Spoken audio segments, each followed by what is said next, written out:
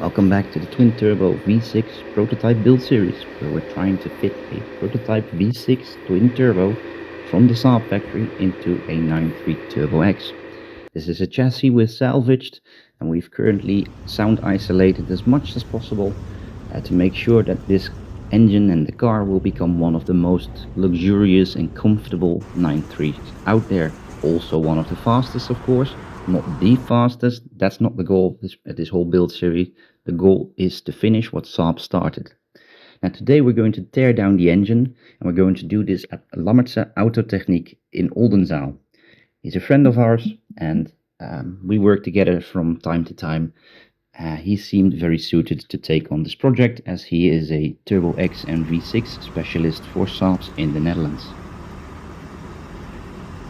Now, at Lammertse we're going to figure out today how the state of health of this engine is. Of course, we're going to hope that it's in a perfect shape, but you never know, these are prototype engines, heavily used on test dynos, never used on a public road. So in that sense, you never know what you're going to get, and we're going to find that out today.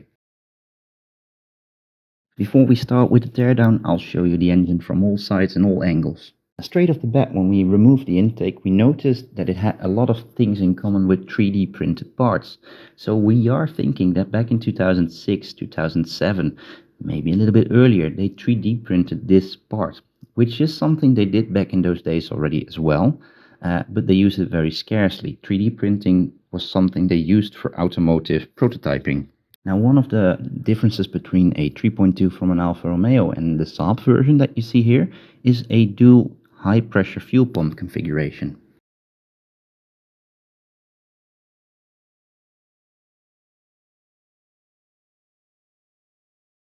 As you can see, this is a crack in the oil pan close to the attached oil return line from the turbo.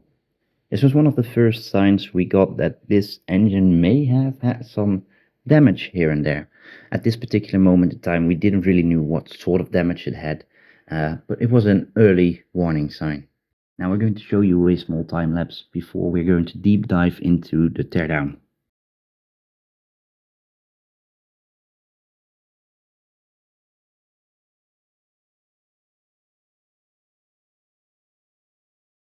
One of the nicer details about this engine is that it has 6 pipes protruding through the rocker cover all the way to the cylinder chamber.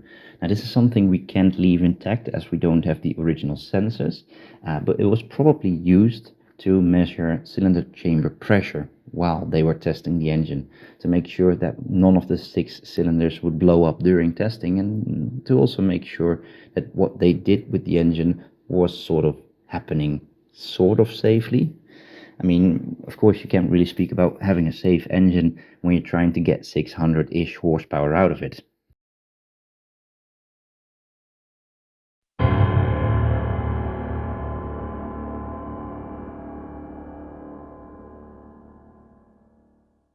That ominous sound was sort of the sound that went through our heads when we saw this damage. We've been able to determine that the damage was probably rather old, 5, 6, maybe 7 years already. It's probably happened when they transported it in Sweden. Maybe it fell maybe it fell from a high place. That's what I'm trying to say. We're not entirely sure how it happened, but it happened. Luckily for us, though, the damage is not that bad, as it only seems to be damaged on areas that we needed to replace anyway to make this engine run again. Nevertheless, it is a shame, of course, because these pieces are very unique, and having them damaged is, well, it's just a little bit sad. Now, the damage on itself, is not going to stop us from realizing this engine. It just means that we're unable to use these heads again. We sort of had the idea that we would, plug the pipes and leave them where they were as sort of a nostalgia item, a cool attribute from development. Now that idea is completely out of the window, and we're just going to have to find 2 new heads and make sure that they don't have any damage. Now this is sort of the point where we're going to stop narrating the video, as we've already shown you or said what we needed to say, and we're just going to talk you through with the things that we found, because we found a couple cool things about this engine, like custom parts, such as the fuel rail system, such as the pipes, such as the dual fuel pump system that they used to power this engine, to supply this engine with fuel, right? We also saw that they made some choices that were sort of suboptimal. For example, the piston shape of the engine was arbitrarily not the best shape to choose. And the reason why is because the shape that they used is very similar, or maybe even 100% identical to the normal shape of the piston of the B284. Now, when you have a direct injection engine, the piston shape is very important. Now, the shape and form of a direct injection piston is very important. Usually it's shaped like a ball, and this is done because of turbulence inside the engine when the fuel-air mixture burns. They want to make sure that this is as efficient as quickly as possible, because that way it can make a little bit more power compared to a port injection engine. And as you will see, the B284 unfortunately does not have this ball shape, as you will see in a few seconds in the pictures that we'll show you. Now, without diving too deep into it, this AI image sort of shows the differences between a direct injection engine and a ported engine.